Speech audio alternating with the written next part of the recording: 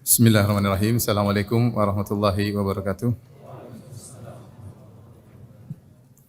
Alhamdulillahi ala ihsani wa syukru lahu ala taufiqihi wa amtinani. Asyhadu an la ilaha illallah wahdahu la syarika lahu ta'ziman li sya'ni. Wa asyhadu anna Muhammadan abduhu wa rasuluhu da'ila ridwani. Allahumma salli alaihi wa ala alihi wa ashabihi wa ikhwani. Hadirin dan hadirat yang dirahmati oleh Allah Subhanahu wa taala. Insyaallah pada malam hari ini kita akan berusaha mendulang faedah-faedah yang terkandung dalam surat Al-Jumu'ah, ya. Surat Al-Jumu'ah. Adapun surat Al-Jumu'ah, ya, Al-Jumu'ah secara bahasa dibaca dengan dua cara, Al-Jumu'ah dengan mendhamahkan huruf mim atau Al-Jumu'ah dengan mensukunkan huruf mim. Dinamakan dengan Al-Jumu'ah karena lijtima'in nas, ya, karena orang-orang berkumpul untuk berzikir kepada Allah, untuk melaksanakan sholat Jumat. Dan surat ini dinamakan dengan surat Al-Jumu'ah karena dalam surat ini membahas tentang sholat Jumat, ya, tentang sholat Jumat. Dan para ulama membahas beberapa fikih yang berkaitan dengan sholat Jumat dalam tafsir surat Al-Jumu'ah ini. Kemudian surat Al-Jumu'ah, ya, surat Al-Jumu'ah ini adalah surat Madaniyah. Disebut surat Madaniyah yaitu turun kepada Nabi SAW setelah Nabi berhijrah. Ya, adapun surat Makkiyah yaitu surat yang turun sebelum Nabi berhijrah. Secara umum hampir seluruh ulama mengatakan bahwasanya surat Al-Jumu'ah adalah surat Madaniyah. Ada segelintir ulama yang mengatakan surat Al-Jumu'ah adalah surat Makkiyah, tetapi dibantah oleh para ulama karena isi daripada surat Al-Jumu'ah, ya, menunjukkan dia nuansanya nuansa Madaniyah. Misalnya dalam surat tersebut disebutkan tentang Nabi berkhutbah salat Jumat, dan itu Nabi tidak pernah lakukan tatkala di Mekah, ya. Kemudian sebagian orang meninggalkan khutbah Nabi sallallahu alaihi wasallam. Contohnya juga disebutkan tentang orang-orang munafik, dan orang munafik belum muncul di kota Mekah. Orang munafik baru muncul di mana? Di kota Madinah. Ya, kemudian lagi, terlebih lagi ada dalil yang sangat tegas, kata Abu Hurairah radhiyallahu anhu, kunna julusan inda Nabi sallallahu alaihi wasallam hina unzilat suratul Jumu'ah. Kami sedang duduk bersama Nabi sallallahu alaihi wasallam tatkala turun surat Al-Jumu'ah.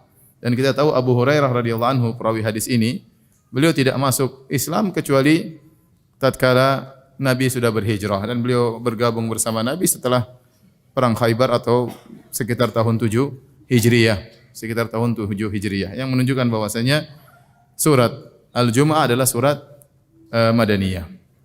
Ini membantu kita untuk memahami nuansa surat tersebut. Karena kalau kita bilang surat tersebut surat Makkiyah, maka kita tahu audiens yang sedang ditujukan turunnya surat tersebut adalah orang-orang kafir Quraisy. Makanya nuansa surat Makkiyah biasanya berkaitan tentang iman kepada hari akhirat, iman kepada Al-Quran, iman kepada Rasulullah sallallahu alaihi wasallam.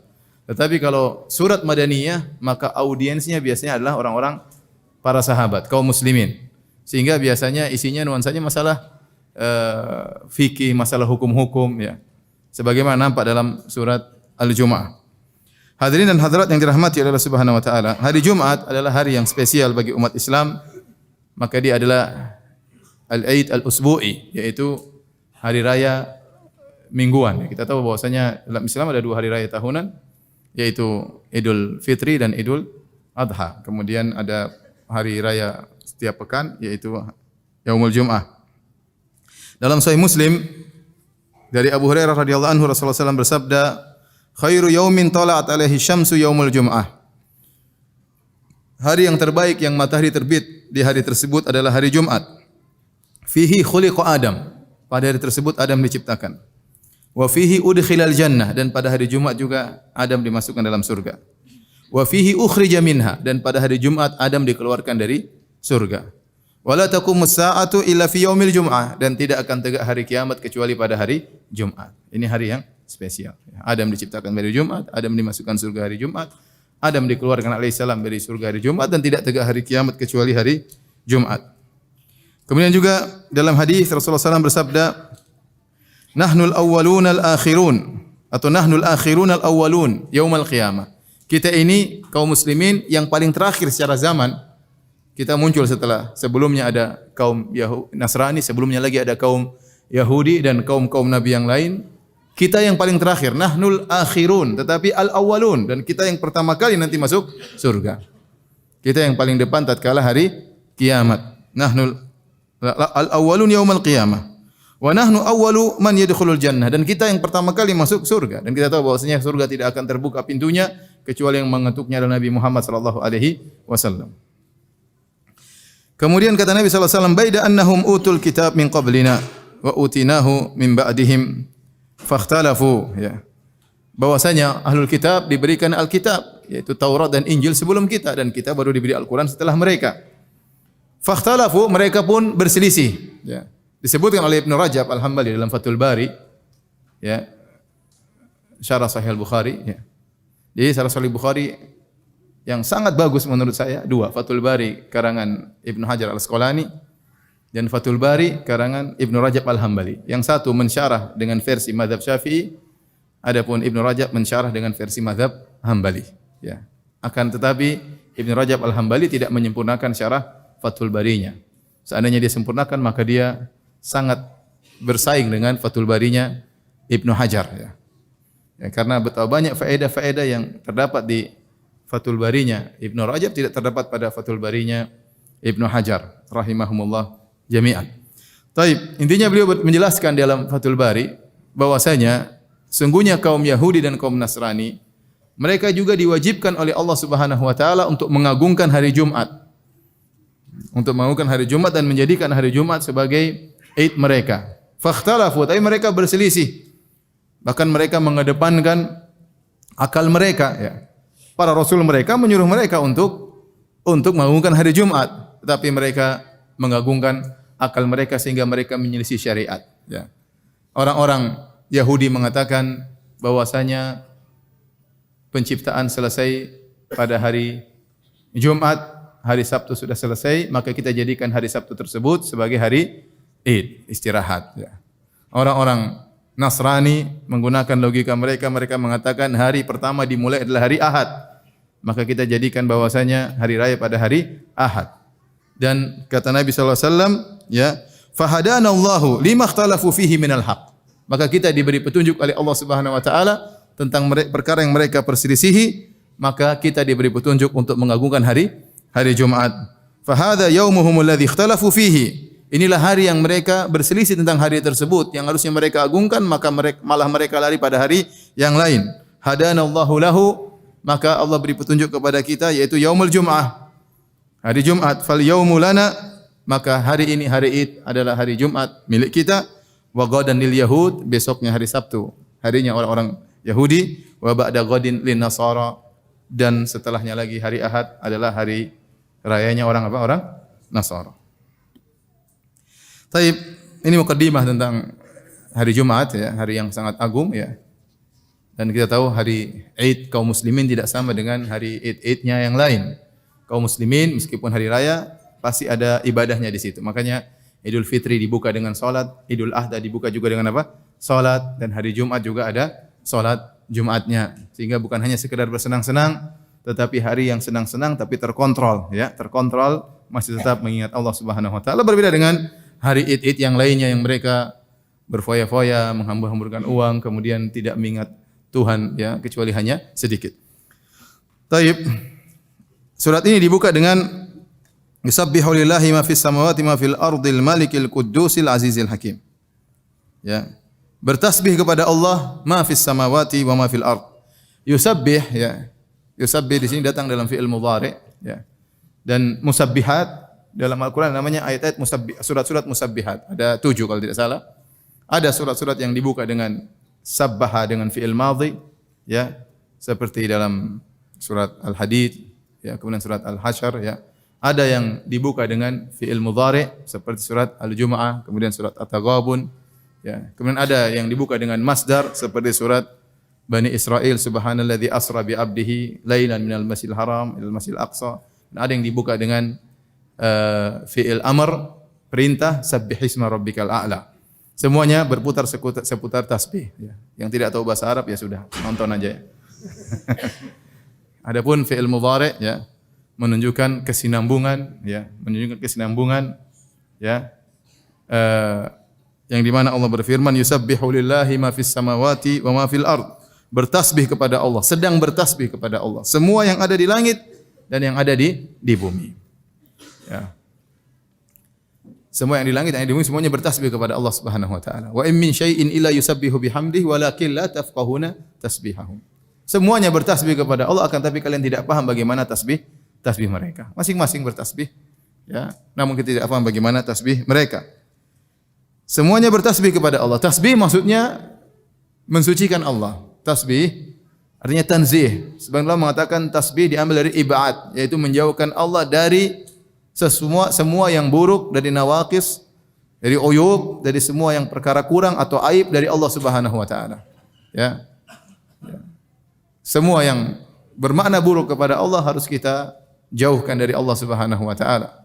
Tidak seperti yang dilakukan oleh orang musyrikin yang mereka mengatakan misalnya Allah punya anak misalnya. Ya, Allah punya anak laki-laki seperti Nabi Isa. Ada yang mengatakan Allah punya anak perempuan seperti malaikat.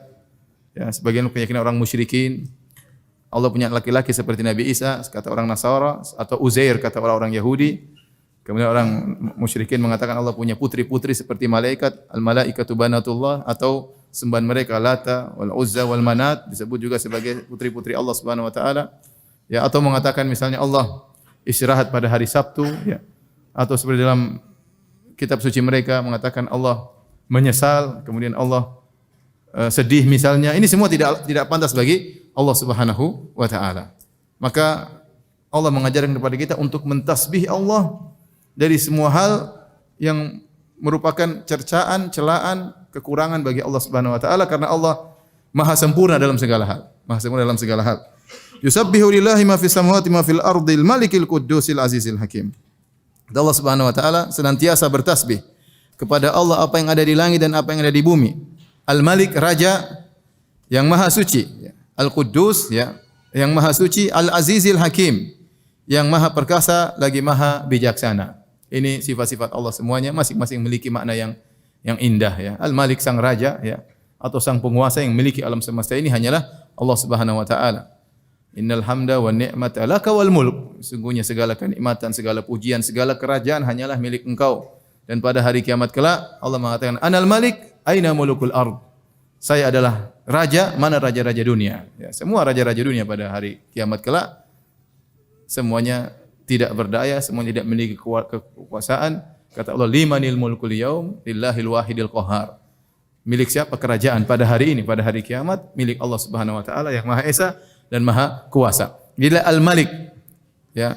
Kemudian Al-Quddus yang Maha Suci, sama maknanya dengan kita jelaskan tentang tasbih. Kemudian Al-Aziz yang Maha Perkasa, Al-Hakim yang Maha Perkasa lagi Maha Bijaksana, ya.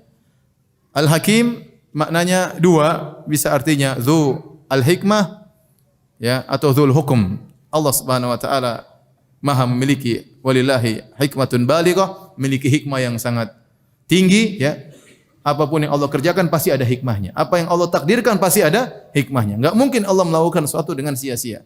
Bahkan Allah menciptakan iblis pun ada hikmahnya. Kalau menciptakan iblis saja ada hikmahnya, apalagi yang lainnya, yang lainnya. Ya. Kemudian Allah juga memiliki hukum, Dia yang menetapkan hukum. Hanya hukumnya Allah yang berlaku di alam semesta ini. Ya, ada hukum kauni, ada hukum syar'i. Baik, kita lanjutkan. Setelah Allah memuji dirinya di awal surat Al-Jumu'ah, lalu Allah menyebutkan nikmat yang Allah berikan kepada orang-orang Arab. Ya, demikian juga orang-orang Ajam dengan diutusnya seorang rasul yang sangat mulia. Kata Allah Subhanahu wa taala, "Huwallazi ba'atsa fil ummiyina rasulan minhum." Dialah Allah Subhanahu wa taala yang telah mengutus kepada al-ummiyin. Al-ummiyin adalah Arab, orang-orang Arab, ya. Kalau diartikan dalam terjemahan Quran kita adalah orang-orang yang buta huruf. Kenapa disebut dengan ummi, ummatun ummiyah? Kata Nabi sallallahu alaihi wasallam, "Nahnu ummatun ummiyah, la naktub wa la nahsub." Kami adalah umat yang ummiyah, tidak baca, tidak tulis, ya. Kata Nabi sallallahu alaihi wasallam, ya. Karena disebut dengan al-um, ya, seakan-akan dinisbahkan kepada kepada ibu, maksudnya asalnya mereka adalah orang-orang yang sebagaimana lahir dari seorang ibu, tidak bisa baca, tidak bisa tulis, maka dinamakan dengan ummatun ummiyah. Ya.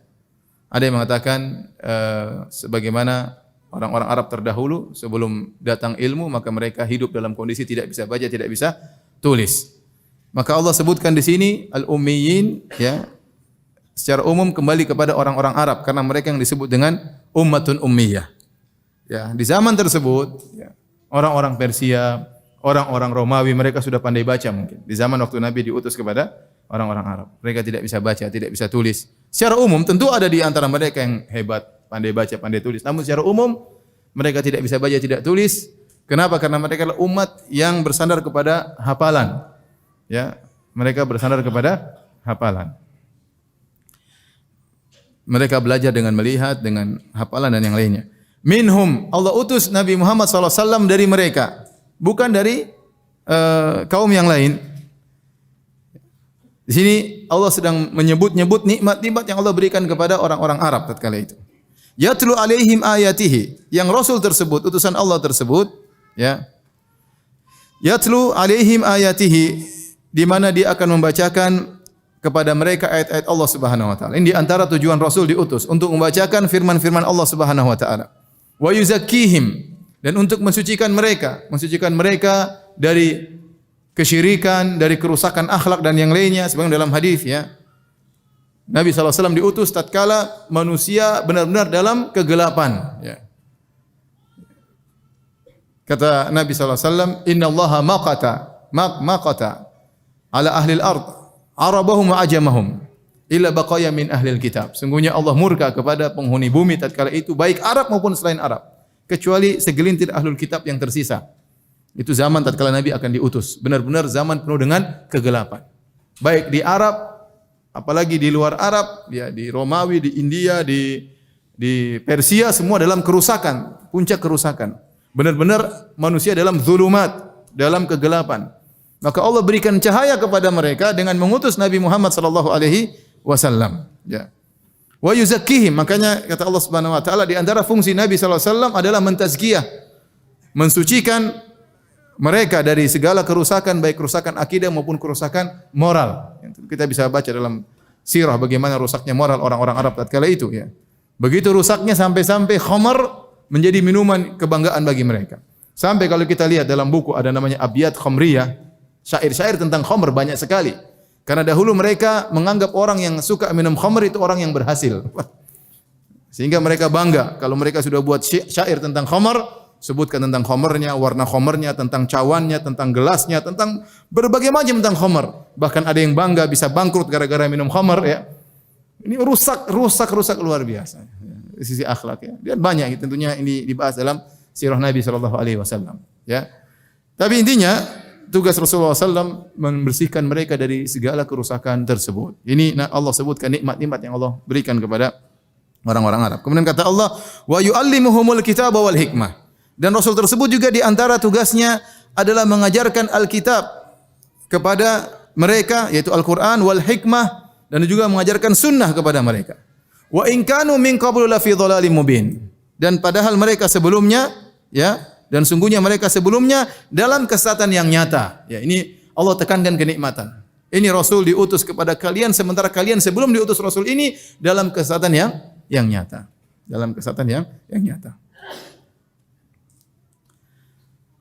Kemudian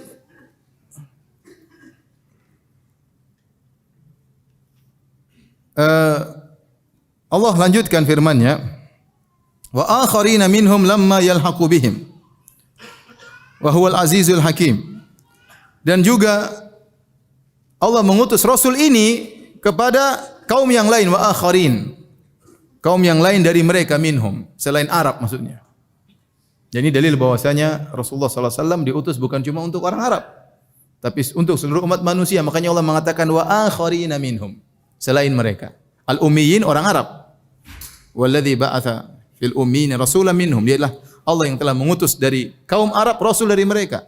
Kemudian Allah mengatakan wa akharina minhum, dan juga Allah mengutus rasul tersebut yaitu Muhammad sallallahu alaihi wasallam untuk selain Arab. Untuk selain Arab. Lamma yalhaqu bihim wa huwal azizul hakim. Ya. Yang mereka belum berhubungan dengan orang-orang Arab, masih ada kaum-kaum lain tatkala itu yang mungkin belum bercampur baur dengan orang-orang Arab, tetapi Rasulullah SAW diutus juga buat mereka. Wa huwal azizul hakim, dan dia adalah maha perkasa lagi maha bijaksana. Dalam hadis dalam Sahih Bukhari dan Sahih Muslim dari Abu Hurairah radhiyallahu taala anhu, ya. Abu Hurairah berkata, "Kunna julusan 'inda Nabi sallallahu alaihi wasallam idz nazalat alaihi suratul Jum'ah." Kami sedang duduk bersama Nabi, tiba-tiba turun surat Al-Jum'ah. Akhirnya Nabi baca surat Al-Jum'ah sampai pada firman Allah, "Wa akharina minhum lamma yalhaqu bihim." Dan Rasul itu pun diutus kepada selain Arab, ya. Kemudian para sahabat bertanya, "Man haula ya Rasulullah?" Siapa akharin, orang-orang lain tadi selain Arab wahai Rasulullah? Falam yuraji'hu Nabi sallallahu alaihi wasallam. Nabi tidak menjawab. Hatta sa'alahu marratan aw marratain aw thalathan. Nabi tidak jawab, maka ditanya lagi kedua kali, ditanya lagi ketiga kali, siapa mereka ini maksudnya Rasulullah? Wa fina Salman Al-Farisi. Sementara di tengah-tengah kami ada Salman Al-Farisi. Qala fa wada'a an-nabi sallallahu alaihi wasallam yadahu ala Salman. Maka Nabi meletakkan tangannya kepada Salman Al-Farisi. Salman Al-Farisi dari Persia. Thumma qala, kemudian Nabi berkata, "Lau kana al-imanu 'inda Thuraya lanalahu rijalun min haula." Seandainya iman itu berada di bintang Thuraya sana, di atas sana, maka akan sekelompok orang dari mereka, yaitu dari Persia, akan meraih iman tersebut. Akan meraih iman tersebut. Artinya Nabi menjelaskan, wa akharin artinya selain Arab.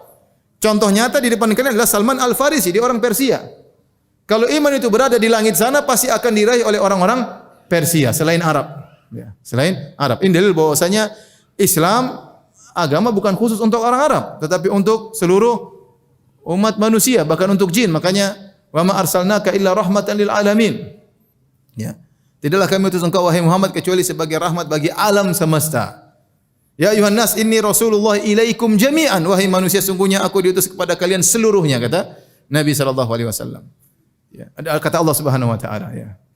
Ya, wahai manusia katakanlah Muhammad kepada manusia aku diutus kepada kalian seluruhnya. Kemudian dalam hadis kata Nabi sallallahu alaihi wasallam, "Utitu khamsan lam yu'tahunna ahadun minal anbiya'i qabli." Aku diberi 5 keistimewaan yang tidak diberikan kepada nabi-nabi sebelumnya. Di antaranya, wa kana an-nabi yub'atsu ila ummatihi khassah wa bu'istu ila nasi ammah. Setiap nabi diutus kepada kaumnya khusus kepada kaumnya, adapun aku diutus kepada seluruh umat manusia.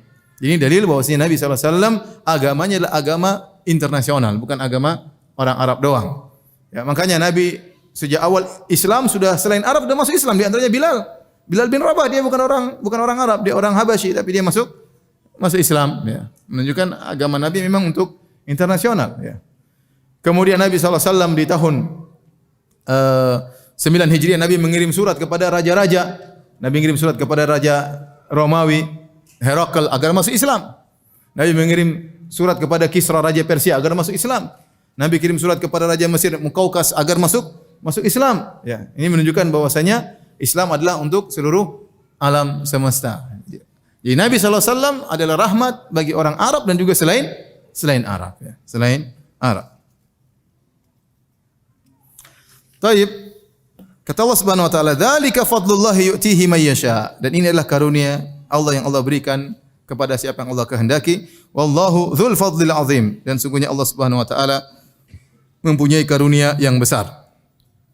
Ini dalil bahwasanya Allah memuliakan, ya, Arab, di mana Allah memilih nabi dari golongan mereka. Dan ini sudah pernah saya bahas di tafsir, kenapa Allah memilih Arab untuk diutus nabi yang terakhir, ya. Ada beberapa sebab tapi tidak mungkin kita bahas sekarang. Tapi intinya ini karunia bagi Arab secara khusus dan bagi kaum umat manusia secara umum. Ya, karena Nabi Muhammad SAW bukan hanya diutus orang Arab, meskipun dia dari Arab, tapi diutus orang Arab dan juga selain Arab. Ya.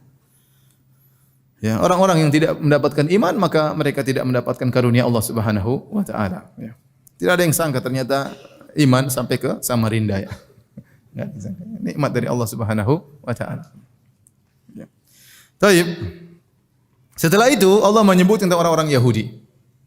Kata Allah Subhanahu wa taala, "Matsalul ladzina hummilut Taurata tsumma lam yahmiluha." Perumpamaan orang-orang yang dipikulkan kepadanya Taurat, maksudnya kullifu bit Taurat, kullifu bil amal bit Taurat, yaitu perumpamaan orang-orang yang dibebankan oleh Allah untuk mengamalkan isi Taurat, yaitu orang Yahudi. Tsumma lam yahmiluha, kemudian mereka tidak memikulnya, maksudnya kemudian mereka tidak mengamalkannya. tidak memahami isi maknanya dan tidak, atau mereka sudah paham namun mereka tidak mengamalkannya. Kata Allah, kamathalil himari yahmilu asfara. Maka perumpamaan mereka seperti himar, keledai-keledai yang memikul buku-buku. Memikul buku-buku. Bi'sa mathalul qaumil ladzina kadzdzabu bi ayatillah. Dan inilah seburuk-buruk perumpamaan terhadap suatu kaum yang mendustakan ayat-ayat Allah Subhanahu wa taala. Wallahu la yahdil qaumadz zalimin. Dan Allah tidak beri petunjuk kepada orang-orang yang zalim, ya. Kenapa Allah sebutkan orang-orang Yahudi pada ayat yang kelima ini, ya? Setelah Allah menyebut tentang kenikmatan Allah mengutus rasul kepada alam semesta, kepada Arab secara khusus, kepada alam semesta secara umum. Kemudian Allah sebutkan orang Yahudi. Kenapa orang Yahudi? Mereka tidak beriman kepada Nabi Muhammad SAW. Mereka tidak beriman.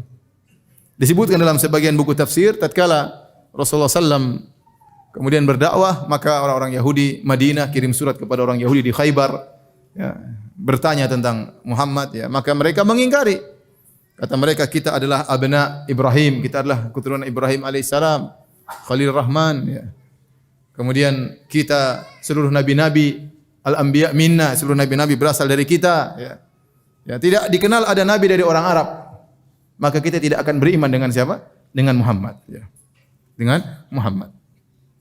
Oleh karena sebagaimana kisah yang masyhur tatkala Nabi SAW pertama datang ke kota Madinah, berhijrah dari Mekah sampai di Kuba, maka berangkatlah Huyai bin Akhtab. Huyai bin Akhtab bapaknya Sofiyah, ya, dengan saudaranya, omnya Sofiyah. Kemudian mereka berdua berangkat pagi-pagi dengan penuh semangat, berangkat menuju Kuba untuk mengecek Muhammad sallallahu alaihi wasallam. Apakah dia nabi sebagaimana yang dijelaskan dalam Taurat dan Injil? Maka berangkatlah mereka berdua dengan penuh semangat untuk cek. Kemudian kata Sofiyah radhiyallahu taala anha, kemudian mereka pulang masih remang-remang, mereka sudah berangkat. Pulang dalam kondisi sore hari, dalam kondisi lemas. Kemudian mereka berbicara di antara mereka. Omnya Sofiyah berkata, huwa? Apakah itu Muhammad yang benar-benar yang ada dalam Taurat? Kata Huyai bin Akhtab, huwa. Benar, itu nabi yang kita tunggu-tunggu. Kemudian ma mauqifuka minhu? Bagaimana kau mensikapinya?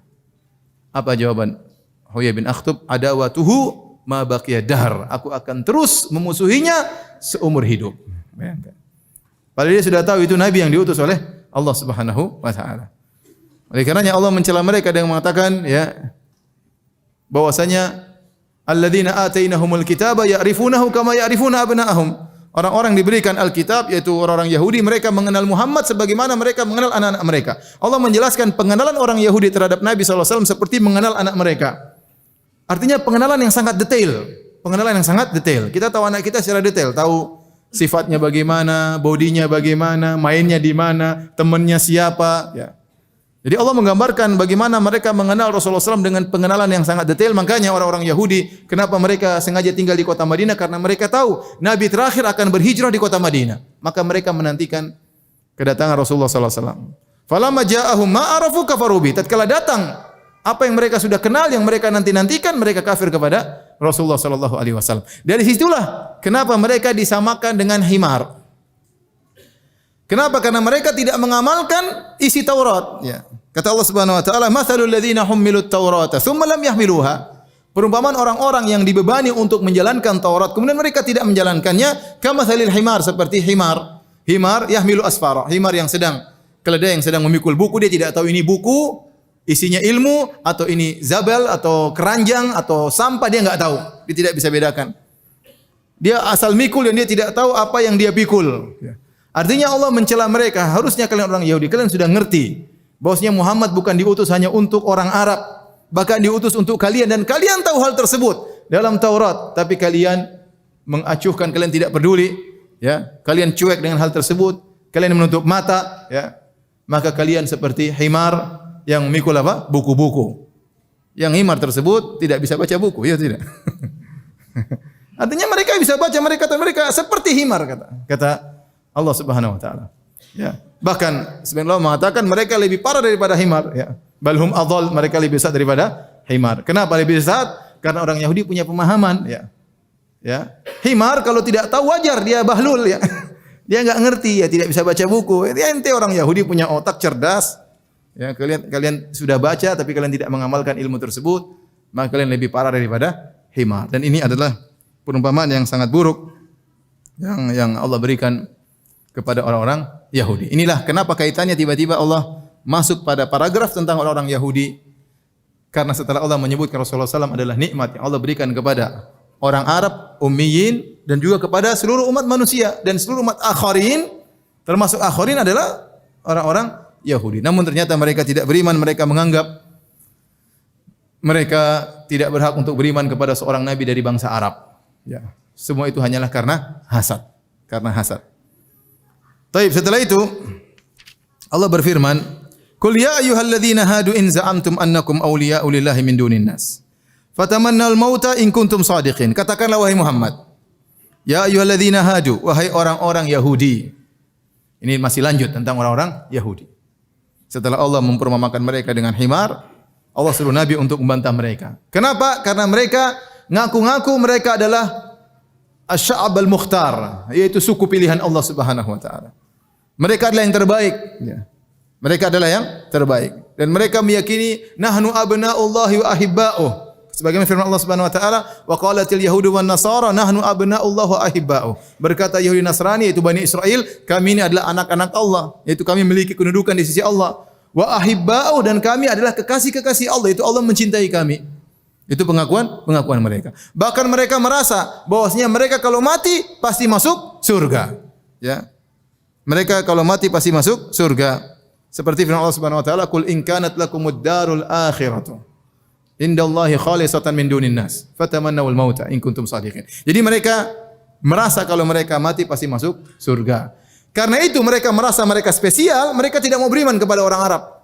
Enggak mau. Muhammad Arab. Seandainya Muhammad Yahudi, mereka langsung beriman. Tapi qadarullah ternyata Muhammad apa? Arabi. Ya. Muhammad sallallahu alaihi wasallam ternyata apa? Arabi. Ya, bagaimana kita bisa beriman? Konsekuensi dari kita adalah umat terpilih, ya, suku terpilih, ya. Melarang kita untuk beriman dengan suku yang lebih rendah daripada kami, yaitu Arab. Ya. Kalau antum tahu manusia paling sombong di alam semesta orang Yahudi, paling sombong. Mereka menganggap semua makhluk yang diciptakan oleh Allah adalah untuk melayani mereka, Sebenarnya semua manusia selain suku Yahudi mereka tuh hewan sebenarnya. Kedudukan mereka adalah hewan, hanya saja mereka dibentuk dalam bentuk manusia supaya bisa melayani Yahudi. Kalau hewan ya susah disuruh-suruh, makanya bentuknya seperti antum, seperti orang Samarinda ini supaya bisa melayani orang apa? Yahudi. Ini keyakinan mereka. Ya. Sehingga tidak ada namanya halal haram antara mereka dengan selain Yahudi. Ya, berlaku halal haram antara mereka. Kalau antara mereka ketat. Berlaku hukum halal haram, ya. Berlaku aturan-aturan, tapi antara Yahudi dengan selain Yahudi enggak ada peraturan, bebas, ya, bebas.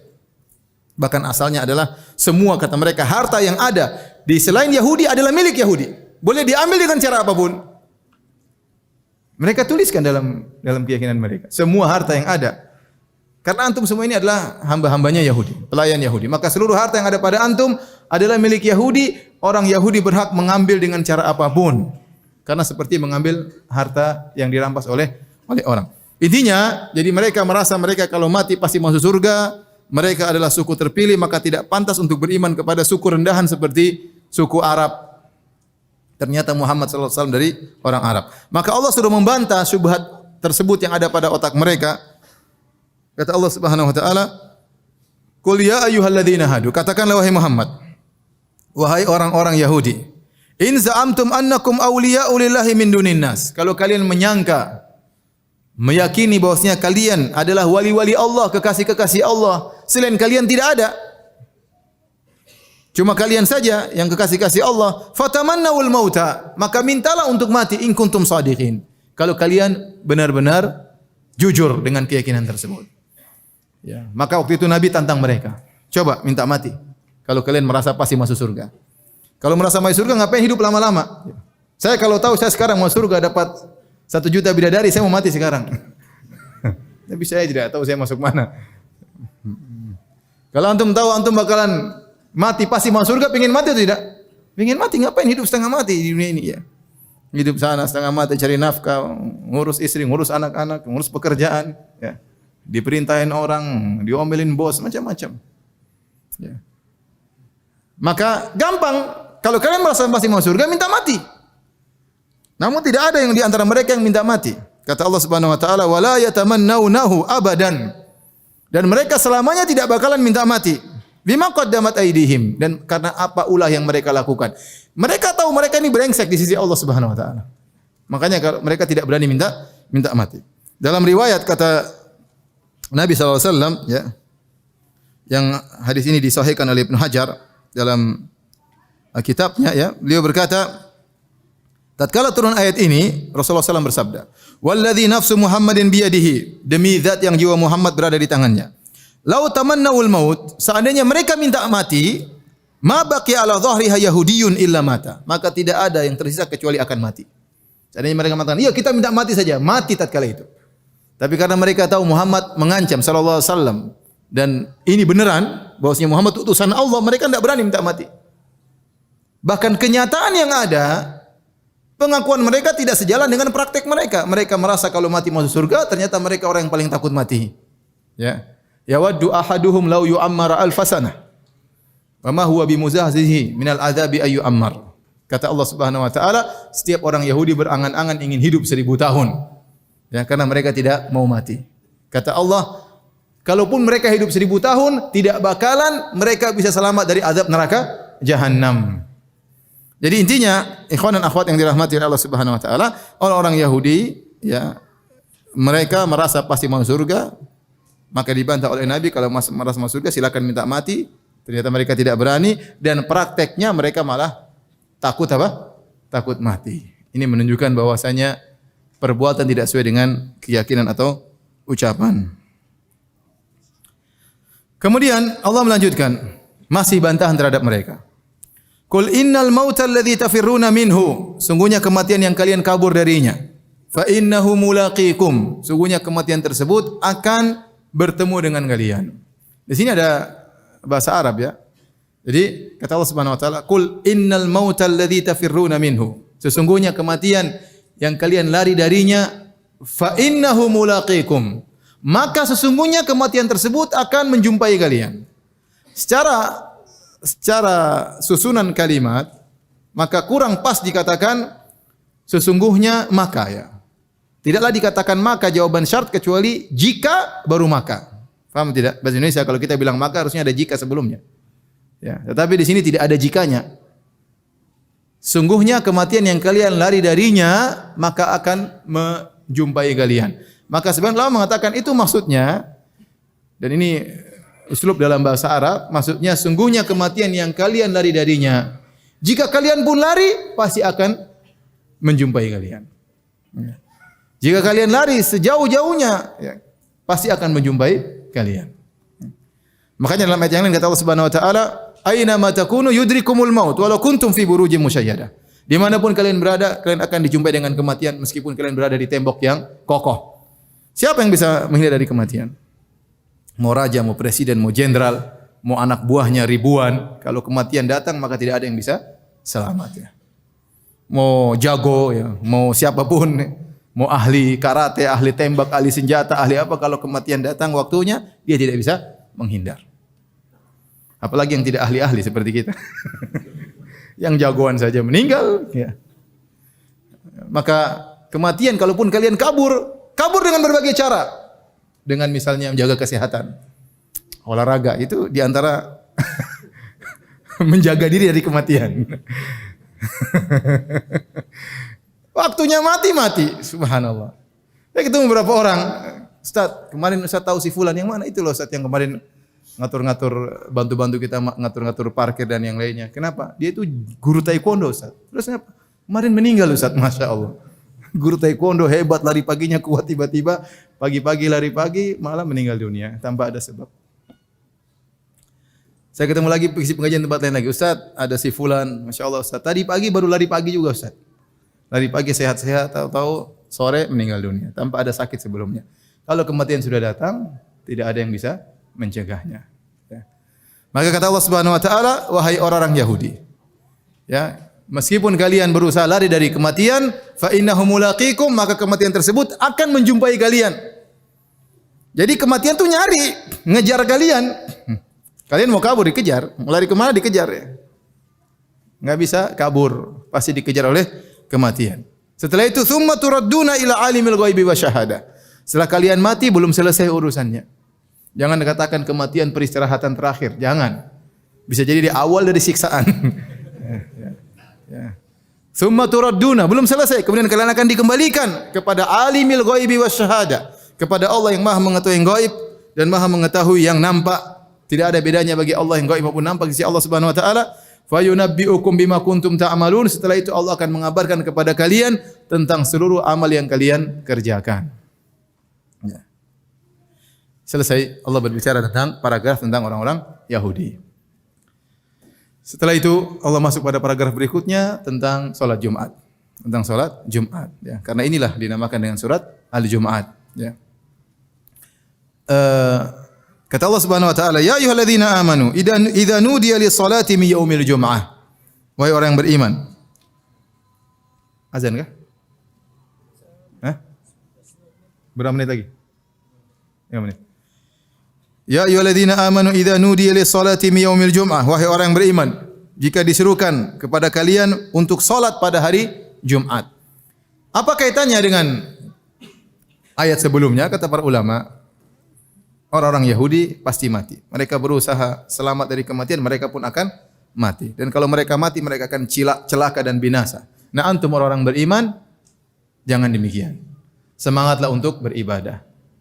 Untuk persiapkan diri kalian bertemu dengan akhirat. Kalau diserukan untuk salat Jumat, segera berangkat menuju salat Jumat. Ya, ini maksudnya. Ya ayyuhalladzina amanu idza nudiya lis-salati min yaumil jum'ah. Wahai orang beriman, jika diserukan kepada kalian untuk melaksanakan salat Jumat, ya, fas'au ila dzikrillah, maka berangkatlah menuju untuk mengingat Allah Subhanahu wa taala. Di sini para ulama menyebut tentang masalah fikih, ya. Banyak masalah fikih oleh para ahli tafsir dalam ayat-ayat ini, tapi di antaranya disebutkan misalnya salat Jumat hanya wajib bagi orang yang mendengar seruan azan Jumat, ya. Kalau dia tidak mendengar seruan azan Jumat, maka tidak wajib salat Jumat. Kalau zaman dahulu kata mereka, barang siapa yang tinggal jauh dari masjid sampai ukuran misalnya 3 mil, ya, sekitar 5 kiloan, maka tidak wajib Jumat zaman dahulu, ya.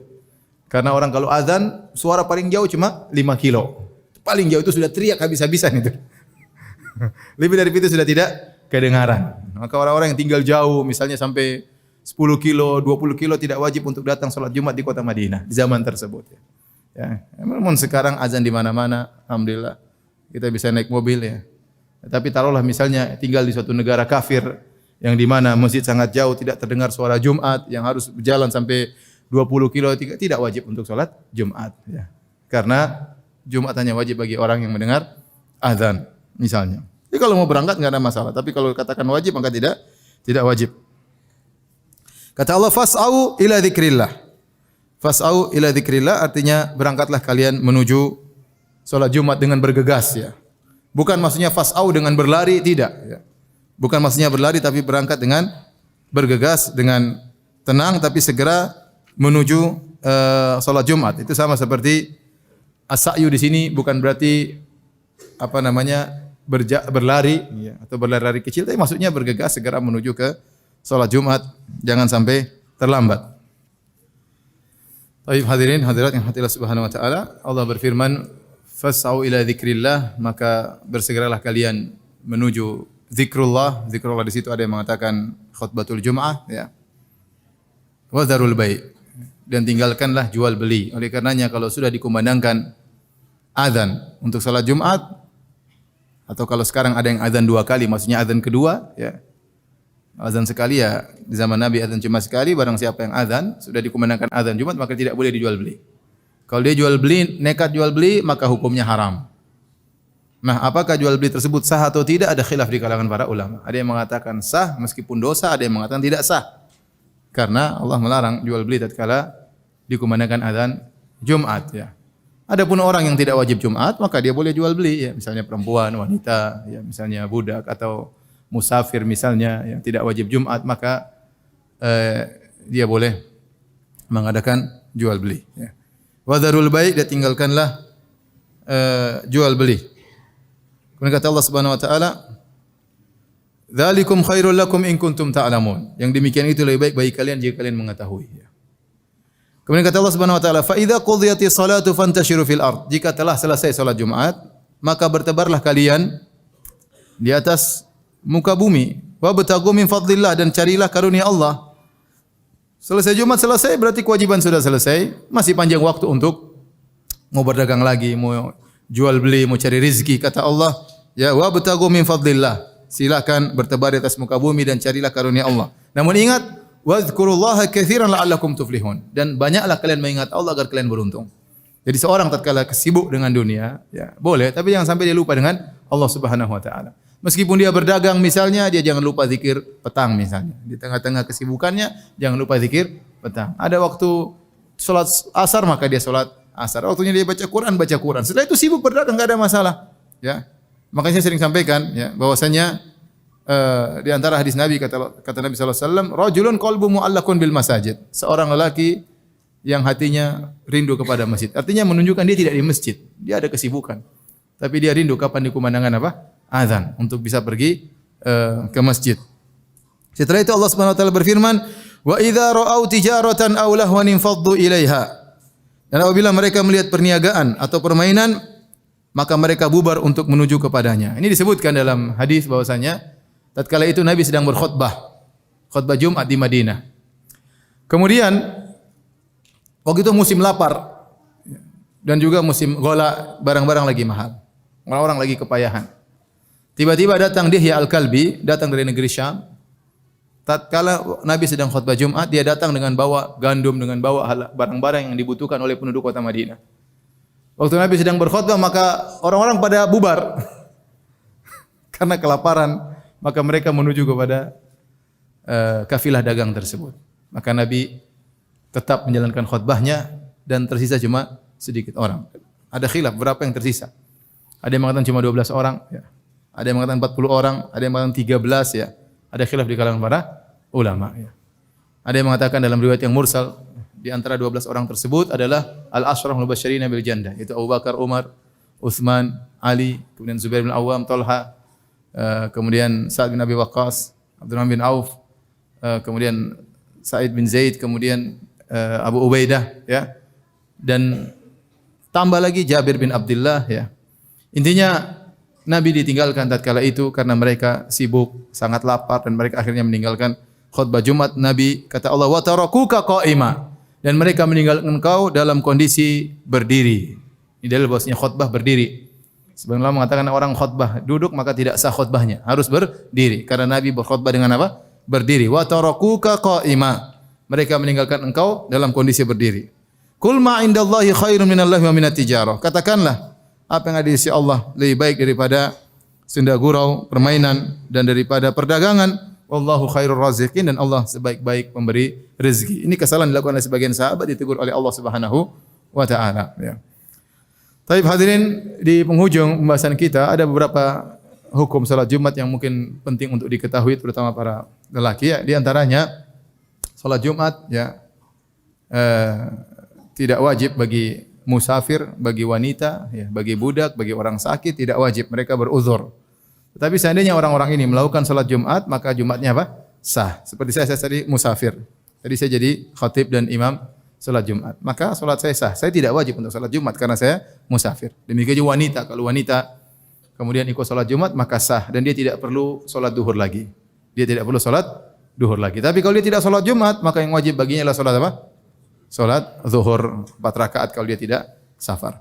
Kemudian di antara yang berkaitan dengan masalah salat Jumat, bahwasanya asalnya salat Jumat azan cuma sekali. Azan 2 kali terjadi di zaman Utsman bin Affan radhiyallahu taala anhu karena jumlah penduduk semakin banyak dan Utsman khawatir orang-orang terlambat datang salat Jumat. Apalagi zaman dahulu tidak ada jam misalnya, sehingga mereka terkadang lalai sibuk berdagang lupa untuk menentukan kapan waktu salat Jumat. Sehingga khawatir sudah dikumandangkan azan Jumat, mereka baru bersiap-siap, akhirnya mereka datang terlambat tidak mendengarkan khutbah Jumat. Oleh karenanya Utsman bin Affan ya dulu mengirim orang untuk azan. Di mana? Di pasar. Dia punya rumah di namanya Zaura. Ada yang mengatakan Zaura itu adalah nama pasar itu sendiri. Jadi khutbah azan pertamanya bukan di masjid, azan pertamanya di mana? Di pasar. Untuk mengingatkan orang-orang pasar supaya datang salat Jumat. Sebagian ulama mengatakan, kenapa Utsman melakukan adzan pertama, adzan kedua? Karena beliau sendiri pernah terlambat. Beliau sendiri pernah terlambat. Dalam satu hadis yang sahih diriwayatkan oleh Al-Imam Malik dalam Muwatta, kemudian Imam Ahmad dan Musnadnya dan yang lainnya dari Ibnu Umar berkata, dakhala rajulun min ashabin Nabi sallallahu alaihi wasallam al-masjida. Ada salah seorang dari sahabat Nabi datang masuk Masjid Nabawi yaumal Jum'ah, di hari Jumat. Wa Umar bin Khattab yakhutub. Sementara Umar bin Khattab sedang berkhutbah. Ternyata orang ini adalah Utsman bin Affan. Maka Umar menegur karena Umar sudah berkhutbah, tiba-tiba orang ini masuk. Maka Umar berkata, "Ayu sa'atin hadhihi?" Ini waktu apa? Maksudnya kenapa kau telat? Langsung Umar memotong pembicara khutbahnya, menegur Utsman bin Affan. Ya. Faqala, maka Utsman berkata, "Ya Amirul Mukminin, in qalabtu minas suq fasami'tu nida." Aku tadi baru pulang, tadi di pasar, aku baru mendengar azan. Aku baru pulang dari pasar dan aku mendengar azan. Famazidtu ala an tawaddatu, sehingga aku tidak sempat mandi, aku hanya berwudu. Baru langsung aku ke masjid. Kata Umar komentar lagi, "Wal wudu aidan?" Sudah terlambat cuma wudu aja. Sudah terlambat cuma wudu saja. Waqad alimta anna Rasulullah sallallahu alaihi wasallam kana ya'muru bil ghusl. Bukankah kau tahu Rasulullah SAW dulu memerintahkan kita untuk mandi untuk salat Jumat? Nah, di sini hadis yang sahih dan ini menunjukkan Utsman pernah terlambat. Dia datang salat tatkala Umar sedang khutbah Jumat. Bisa jadi ini yang menyebabkan beliau akhirnya tidak ingin terlambat lagi dan tidak ingin orang-orang terlambat seperti yang pernah beliau alami, sehingga beliau mengadakan namanya adzan pertama yang jaraknya cukup jauh. Adzannya bukan di masjid tapi adzannya di mana? Di pasar-pasar untuk mengingatkan. Sehingga para ulama sekarang khilaf, apakah kita kembali kepada zaman Nabi yang azan cuma sekali ataukah kita azan 2 kali? Ya. Maka pendapat yang lebih kuat, kalau memang diperlukan maka tidak apa-apa azan dua kali. Ya. Ya, kalau memang ada orang lalai, kemudian khawatir orang lupa, maka boleh azan 2 kali. Itu yang praktekkan di Masjid Nabawi, Masjid Haram. Ya, bahwasanya setengah jam sebelum azan kedua ada azan pertama. Itu sebelum zuhur sekitar setengah jam azan pertama. Setelah itu baru kemudian azan kedua. Sehingga orang apalagi di sekitar Masjid Nabawi banyak pasar. Sekitar Masjid Haram juga banyak pasar, sehingga begitu dikumandangkan adzan pertama, mereka sudah siap-siap untuk menuju ke masjid untuk bisa melaksanakan salat Jumat dengan baik. Kemudian masalah berikutnya, apakah ada salat qabliyah Jumat? Jawabannya tidak ada. Yang ada namanya salat intizar. Karena salat qabliyah tidak terbayangkan ada di zaman Nabi sallallahu alaihi wasallam. Karena Nabi sallallahu alaihi wasallam khutbah azan cuma sekali. Begitu Nabi duduk di atas mimbar, langsung azan. Nah, kapan mau salat qabliyah? Bukankah salat qabliyah itu dikerjakan setelah masuk waktu? Salat qabliyah itu salat yang dikerjakan setelah masuk waktu. Tidak boleh seorang qabliyah zuhur kecuali setelah azan zuhur. Tidak boleh seorang misalnya qabliyah subuh kecuali setelah azan subuh. Ya, maka tatkala dikumandangkan azan Jumat, tidak mungkin orang qabliyah karena begitu azan selesai Nabi langsung khutbah. Tidak ada kesempatan untuk salat qabliyah. Tidak ada qabliyah Jumat. Tetapi yang ada namanya salat intizar. Seorang datang ke masjid mau jam berapa saja silakan dia salat sampai khatib datang. Sampai khatib datang, bahkan pendapat yang rajih meskipun di waktu terlarang, ya. Misalnya waktu terlarang sekitar 7 menit sebelum azan zuhur, itu waktu terlarang untuk salat. Tetapi kalau seorang salat menunggu imam, dia salat terus sampai imam datang boleh. Meskipun waktu terlarang berdasarkan hadis yang sahih tentang masalah ini. Ya. Kemudian juga jika seorang datang masuk ke masjid, ya, sementara azan sedang dikumandangkan, maka jangan dia tunggu azan selesai baru dia salat tahiyatul masjid. Kenapa? Karena wajib bagi dia untuk mendengarkan khutbah dan tidak wajib bagi dia untuk menjawab azan. Saya ulangi. Seorang masuk masjid, ini sebanyak kesalahan dilakukan orang, begitu masuk masjid azan dikumandangkan, dia nunggu azan selesai dulu. Selesai azan baru kemudian dia salat 2 rakaat. Itu salah, harusnya azan dikumandangkan dia salat tahiyatul masjid. Karena dia tidak wajib menjawab azan, tetapi dia wajib mendengarkan khutbah. Tatkala dia menjawab azan sampai selesai, kemudian imam berkhutbah, dia salat, berarti dia salah. Ada kewajiban yang akhirnya dia kurang benar untuk melaksanakannya. Kalaupun seorang datang, ternyata khatib sedang berkhutbah, maka kata Nabi, salatlah dengan cepat, jangan lama-lama. Ya sudah baca Al-Fatihah, kalau perlu baca surat, kalau enggak perlu juga enggak apa-apa. Al-Fatihah, inna a'tainakal kautsar, Al-Fatihah qul huwallahu ahad misalnya, segera cepat, jangan berlama-lama di situ ya. Karena mengganggu konsentrasi imam. Orang yang khutbah ente salat lama-lama ya. Ente diwajibkan untuk mendengarkan khutbah, maka tetap salat tahiyatul masjid, tetapi jangan jangan lama-lama, salat dengan cepat, kemudian segera fokus untuk mendengarkan khutbah Jumat ya. Kemudian banyak ya masalah fikih tentang Jumat, tapi saya rasa ini sudah cukup ya. Demikian saja apa yang saya sampaikan tentang salat Jumat ya, atau tafsir surat Al-Jumu'ah. Kalau ada yang bertanya saya persilahkan, wallahu taala alam bisawab.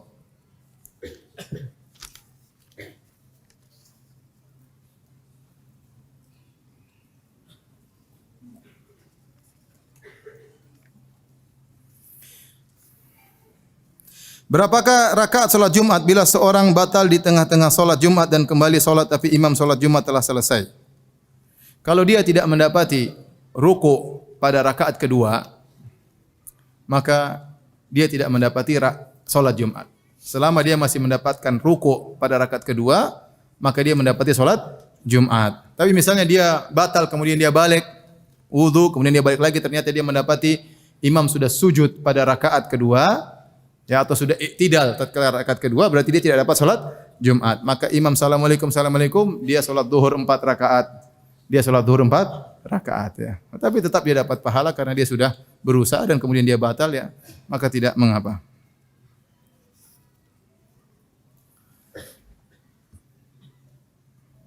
Bagaimana membedakan kebenaran yang sungguhnya dengan syubhat? Tidak ada cara kecuali dengan belajar, ya. Tidak ada cara kecuali dengan apa? Belajar, sehingga kita tahu mana yang hak, mana yang batil. Juga berdoa kepada Allah Subhanahu wa taala agar bisa membedakan antara kebenaran dengan kebatilan, ya. Karena syubhat itu istilah suatu yang disangka kebenaran ternyata kebatilan, ya. Dan seorang tidak tahu kecuali dengan ilmu.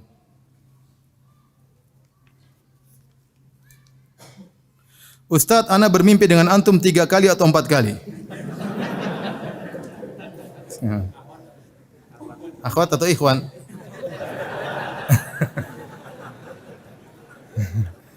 Duda atau perjaka, janda atau gadis. Ya, mudah-mudahan ana bisa bertemu berbicara dengan antum dan meminta nasihat antum. Ahsanallahu ilaik. Kalau masalah kalau kesempatan silakan bertanya langsung. Apa hukumnya masjid tidak diadakan salat Jumat dikarenakan ada masjid lebih besar di sekitarnya? Itu yang seharusnya. Jika ada masjid besar, ya, maka tidak disukai untuk dibangun masjid-masjid di sekitarnya untuk dilaksanakan salat Jumat, karena Islam senang dengan persatuan. Kecuali masjid tersebut tidak mencukupi, ya.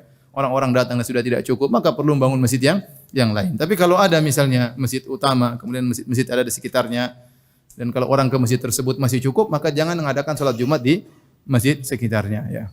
Tetapi kalau ternyata masjid tersebut sudah full dan tidak cukup orang ke situ, perlu bangun masjid yang lain, maka tentu lebih baik kita bangun masjid yang lain, tidak akan salat Jumat di masjid yang lain juga.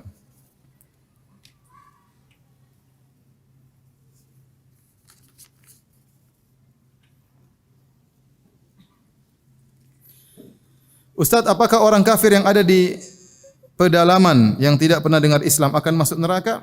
Jawabannya, kata Allah, wa ma kunna mu'adzibina hatta nab'atsa rasula. Sungguhnya kami tidak akan mengadab sampai kami mengutus rasul. Rasul sampai kepada dia atau yang mewakili rasul, para dai atau ilmu yang sampai kepada mereka zaman sekarang misalnya lewat media sosial, lewat internet, lewat majalah, lewat televisi dan yang lainnya. Kalau tidak sampai sama sekali kepada dia, semua sarana ilmu tertutup, tidak ada dai, tidak ada medsos, tidak ada yang lainnya, ya, maka orang seperti ini tidak dikatakan dia masuk neraka. Statusnya di dunia kafir, karena dia tidak pernah masuk Islam. KTP-nya kafir. Kalau dia meninggal, maka harus dikubur dengan cara orang kafir, tidak boleh disolatkan karena dia tidak pernah masuk Islam. Tapi bagaimana di akhirat? Di akhirat Allah akan menguji dia. Sebenarnya dalam hadis riwayat Ahmad, Allah akan menguji orang-orang seperti ini dengan cara Allah Subhanahu wa taala. Karena Allah tidak mengadab dia karena tidak pernah sampai kepadanya risalah sama sekali.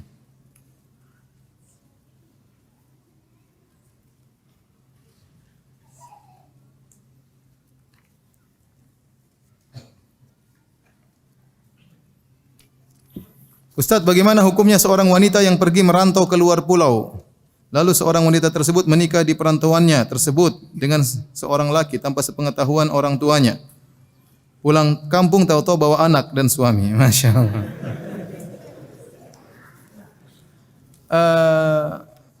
Lihat kondisi, kalau memang ternyata kondisinya mungkin seperti zaman dahulu, terputus segala hubungan. Ya. Kalau dia harus pergi ke pulau yang lain, sangat susah misalnya, ya, misalnya dia terdampar ke Australia misalnya atau dampar kemana, tidak bisa berhubungan dengan walinya, maka itu lain cerita, ya. Lain cerita, maka bisa dinikahkan dengan misalnya para ustadz di sana misalnya. Tapi kalau ternyata bisa berhubungan dengan walinya, ya, ya maka harus, ya, karena kata Nabi sallallahu alaihi wasallam, la nikah illa bi wali. Tidak ada nikah kecuali dengan apa? Wali, ya. Ya. Ayyum imra'atin nakahat bi ghairi waliha fa nikahuha batil.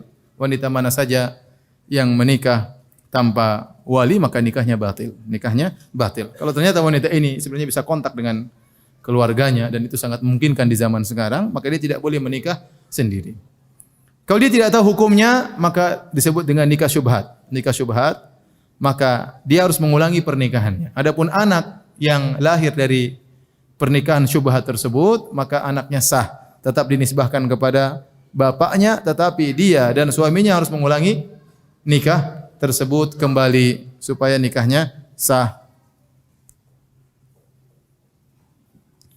Ustaz, bagaimana cara solat jamak maghrib dan isya? Ya, caranya azan, kemudian solat maghrib 3 rakaat, kemudian azan qomat, solat maghrib 3 rakaat, kemudian qomat lagi, solat isya 4 rakaat kalau tidak musafir. Kalau musafir ya 2 rakaat. Karena jamak ini bisa dilakukan baik musafir maupun bukan musafir jika memang membutuhkan. Ya, jika memang membutuhkan. Ustaz, bolehkah saya minta maaf langsung karena saya baru hijrah? Saya pernah suudzon benci dengan antum dulu. Ini sudah langsung ya, saya sudah maafkan. Saya sudah maafkan. Tenang aja nih. Insyaallah saya tidak tuntut ya. Insyaallah saya tidak tuntut. Wih, ini masih banyak lagi.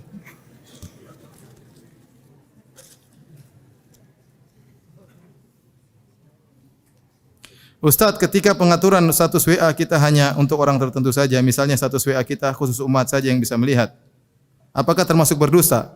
Ketika pengaturan status WA kita hanya untuk orang tertentu saja. Tidak, ini aturan WA semua orang tahu. Dia berhak menggunakan aturan tersebut, tidak dikatakan dusta. Saya berhak untuk memblokir ya. Orang yang telepon menyangka telepon saya mati terus, terserah dia. Tapi saya berhak untuk memblokir, itu privasi saya. Dan HP memberi peraturan untuk bisa apa? Memblokir. Jangan dikatakan saya berdusta. Ya. Jangan dikatakan saya berdusta. Misalnya saya bikin grup, orang lain tidak bisa masuk ya. Misalnya, ya, bukan berarti kemudian ada hal yang enggak, itu peraturan ini boleh seperti itu dan itu orang sudah tahu aturan seperti itu ya. Tinggal pertanyaan, kenapa saya diblokir itu urusan lain. Tapi saya tidak bisa dikatakan apa? Berdusta ya. Ya. Misalnya saya bikin grup yang bisa lihat hanyalah ummahat, ada kemaslahatan biar bapak-bapak tidak bisa lihat, ya itu hak saya. Ya, sehingga status saya yang lihat hanyalah ibu-ibu misalnya, maka tidak boleh dikatakan saya berdusta ya. Itu jangan mudah menuduh orang apa? Dusta ya. Kalau misalnya WA membuat peraturan atau membuat sistem yang di mana orang sudah melihat enggak melihat contrengnya tetap tidak biru, jangan bilang dia pendusta ya. Ya, serah dia. Dia mau bikin peraturan gini. Ya, kalau orang kuliah tetap aja tidak centrong biru ya terserah dia. Ya, urusan dia ya. Dan ada orang seperti gitu ya. Lihat enggak lihat tetap aja contrengannya enggak apa? Enggak biru. Dia sudah baca kok enggak biru-biru, berarti dia menggunakan aturan tersebut ya. Dia tidak ingin diganggu. Dia tidak ingin diketahui apakah dia sudah lihat atau tidak lihat. Ente tidak boleh bilang dia dusta ya. Kalau dia dusta itu dia bilang saya belum lihat padahal sudah lihat. Itu baru namanya apa? Dusta. Ini orang tidak mau ketahuan, tidak tahu privasi orang, dia nuduh-nuduh sembarang. Gara-gara orang itu menyembunyikan privasinya, ente dusta. Jangan mudah-mudah tuduh orang apa dusta.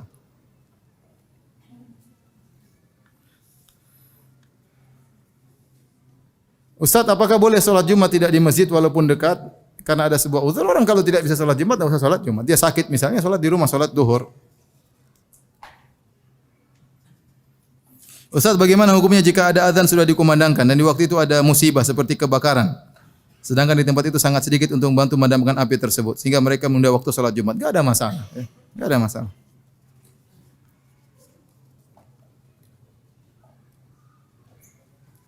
Ustaz, mau tanya bagaimana menasihat suami yang sholat Jumatnya diperlambat, nunggu adzan kedua. Ya, nasihati aja. Kalau paling bagus adalah berangkat apa? Pagi-pagi. Semakin cepat berangkat pagi, semakin apa? Semakin baik ya.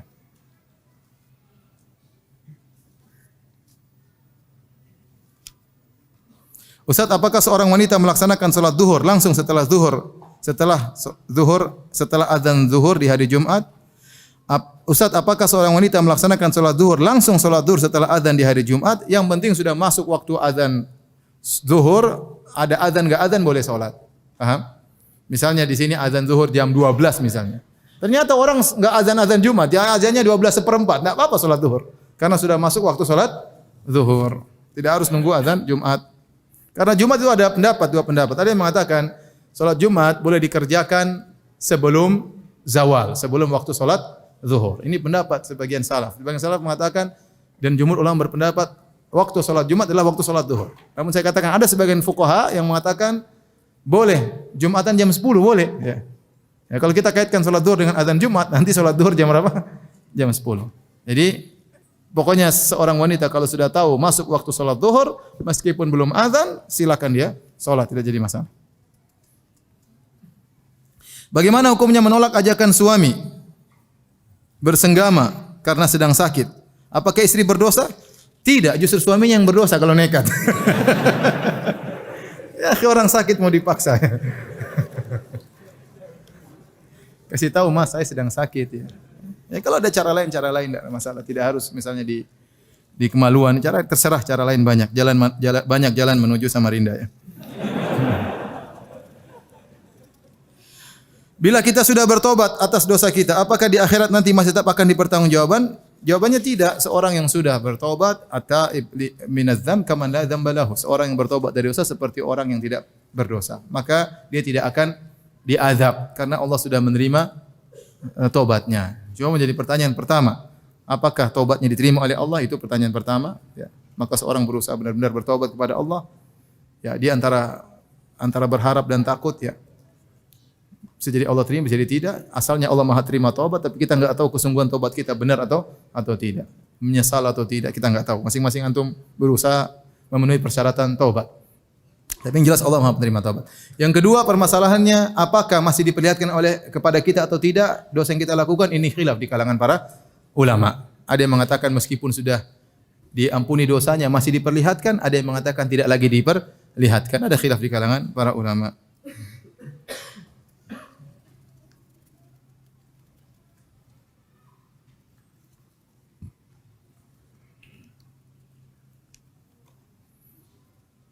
Bagaimana cara menasihati teman yang memuji kita di depan orang banyak dan berniat untuk menimbulkan ujub kita? Dari mana antum tahu dia ingin antum ujubnya? Belum tentu ya. Mungkin dia berniat baik ya. Ya antum nasihati aja. Mungkin setelah orang semua pergi antum datang sama dia. Ya akhi, tidak perlu antum begitu ya. Saya ini siapalah ya. Antum belum tahu itu, antum baru tahu segitu. Saya masih banyak yang yang belum antum tahu gitu. Enggak usahlah puji-puji saya di depan orang. Saya ini orangnya lemah, imannya lemah, saya mudah riya, saya mudah ujub. Sudahlah, enggak usahlah ya. Banyak keburukan saya yang kamu tidak ketahui. Saya tidak ridho kamu puji-puji saya lagi. Nasihati tapi jangan depan banyak orang biar dia bisa terima nasihat tersebut. Apa hukumnya suami menikahi janda lebih tua daripada saya? Namun pas suami ketahuan sudah menikah, ia mentalak anak melalui SMS. Masya Allah. Suami menikahi janda namun menjandakan istri. Ini dia tulis di sini. Ya, saya tidak tahu ya apa sebabnya suami menjandakan anti ya. Coba di introspeksi ya. Kalau suami yang salah ya. Ya ini namanya ujian hidup ya. Sabar ya. Tapi kalau ternyata anti yang salah ya. Ya ini juga ujian hidup. Tapi tidak mesti kemudian suami yang salah, tidak mesti juga anti yang salah ya. Ya tapi semua ujian dihadapi dengan sabar. Ya. Kalau yang masih bisa kembali merajut kembali yang sudah terputus itu yang terbaik ya. Talak ada tentunya ada talak 1, ada talak 2, ada masa iddah ya. Ya karena terkadang kita harus menempuh dalam tanda kutip kemudaratan yang lebih kecil untuk menghindarkan kemudaratan yang lebih besar. Karena sebagian orang merasa kalau dia di poligami dia mendapatkan kemudaratan, padahal tidak ada kemudaratan. Cuma jatah dia berkurang itu saja. Jatah dia berkurang. Di depan dia dua pilihan, dia minta cerai, kemudian dia terpisah dari sang suami, tidak ada lagi yang mengayomi dia, ya. Kehidupan mungkin terkatung-katung, ya. Kemudian mau menikah lagi susah, umurnya sudah 45, sementara banyak bunga bertebaran di Samarinda, ya. Banyak gadis masih banyak, janda muda juga masih banyak, ya. Dia pikir, dia mau hidup sendiri atau dia hidup dengan hari yang dibagi, cinta yang dibagi, tapi dia masih bisa merasakan kebahagiaan. Ya. Oleh karena Syekh Utsaimin rahimahullah taala menjelaskan bahwasanya orang yang wanita di poligami, ya, sungguhnya ada maslahat untuk dirinya. Ya. Dengar ibu-ibu baik-baik ya. Orang yang dipoligami, ya, misalnya anak-anaknya masih ada, ya, kemudian suaminya poligami, ada waktu-waktu dia bisa dekat sama anak-anaknya. Kalau seandainya dia sama suami terus, mungkin dia tidak bisa tidur bareng anak-anaknya, dia tidak bisa ngobrol dengan anak-anaknya, tidak bisa fokus mengajar anak-anaknya. Dengan suaminya lagi mampir di istri kedua, istri ketiga, istri keempat, dia ada waktu untuk bisa dekat sama anak-anaknya. Kemudian kalau suaminya lagi mampir ke istri kedua, istri ketiga, istri keempat, dia bisa nuntut ilmu. Indah atau tidak? Dia bisa belajar, ya, enggak harus ngurus apa? Suami, dia bisa hafal Arba'in Nawawiyah, dia bisa hafal Al-Qur'an, ya. Kalau ada suaminya kan susah, dia harus melayani, harus ini, harus anu, ya. Tadi suaminya ngajak dia enggak bisa, ya. Ngajak berhubungan sakit. Tadi belum sakit tiba-tiba sakit misalnya. Jadi ini bapak-bapak yang senang seperti ini.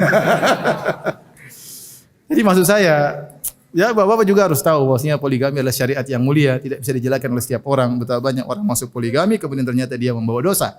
Oleh karena yang di antara mazhab Hambali mengatakan poligami hukumnya makruh. Kenapa mereka mengatakan makruh? Karena banyak orang yang masuk dalam bab poligami, dia justru melakukan apa? Dosa. Tidak adil di antara istri, ya.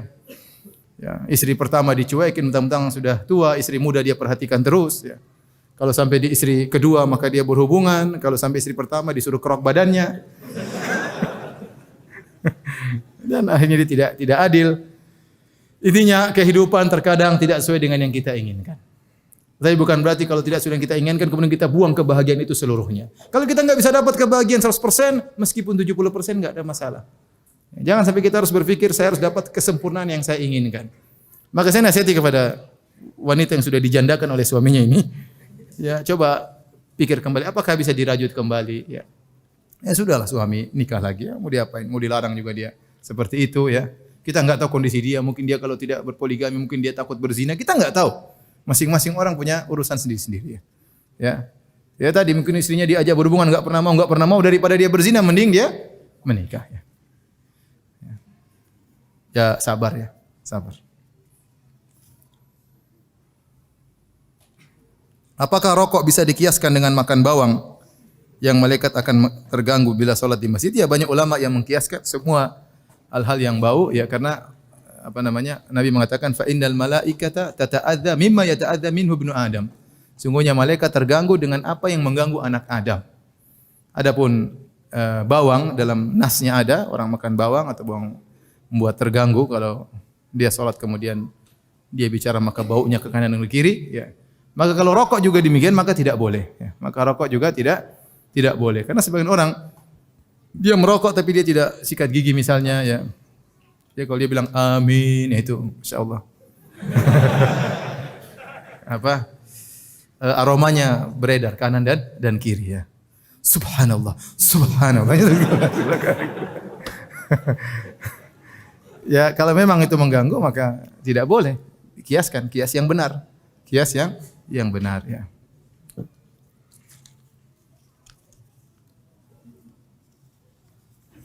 Bolehkah menikah dengan akhwat yang beda pemahaman? Ya. Ya boleh saja, jangankan akhwat beda pemahaman, sama orang wanita Nasrani aja boleh. Tetapi antum kan ingin cari kebahagiaan. Antum menikah dengan akhwat yang antum harapkan bisa mendidik anak-anak antum, ya. Ya, antum jangan sampai menikah hari pertama debat, hari kedua debat, hari ketiga debat, ya. Tapi kalau antum bicara hukum syar'i boleh. Jangankan akhwat yang beda pemahaman, wong Nasraniya saja boleh kita nikahi. Wanita Yahudi boleh kita apa? Nikahi. Tapi kan kita ingin kebahagiaan, kita ingin kalau ngobrol nyambung. Oh, Ustaz, dia cantik Ustaz, tapi dia beda, ya sudah, insya Allah saya bisa dakwahi dia. Kalau ente bisa silakan, enggak ada masalah. Ya, spekulasi tapi ya. Spekulasi. Kalau berhasil alhamdulillah, kalau enggak ente yang didakwahi sama dia. Oleh karena ada nama seorang kalau enggak salah Imran bin Hattan yang dia memiliki pemahaman Khawarij gara-gara terpengaruh sama istrinya. Gara-gara terpengaruh sama istrinya. Bagaimana hukum salat Jumat di atas kapal penumpang seperti kapal pelni dengan rute yang tetap, ya? Enggak, kalau orang di kapal dia musafir, maka tidak ada salat Jumat, ya. Tidak ada salat Jumat. Justru membiasakan salat Jumat di atas kapal pelni, saya khawatir itu bid'ah. Saya khawatir apa? Bid'ah. Karena Nabi tidak pernah sengaja melaksanakan salat Jumat tatkala sedang apa? safar. Beda kasusnya dan Rasulullah mengatakan syaratnya salat Jumat itu harus ada muwatinin, harus ada orang-orang yang tinggal menetap situ. Dan kita tahu semua orang di atas kapal apa? Musafir. Dan merepotkan, bayangkan ya. Karena saya dulu sering naik kapal ya, merepotkan. Ya, bayangkan orang semua kumpul, kemudian wudu setengah mati, kemudian duduk lama-lama di situ, kemudian khotibnya lama lagi. Akhirnya setengah mati, nggak gampang. Allah ingin kemudahan. Ngapain bikin sholat Jumat di kapal? Jadi tidak perlu sholat Jumat di kapal ya, karena persyaratannya tidak terpenuhi ya. Sholat duhur aja. Ustaz, saya ingin menikah, akan tapi saya masih memiliki hutang. Allah musta'an. Nggak apa-apa, antum menikah. Kalau utang belum jatuh tempo, antum boleh menikah. Tapi antum kabarkan sama calon istri antum, saya masih punya utang. Kalau dia setuju, nggak apa-apa. Nanti sama-sama bayar utang. Oke, sip.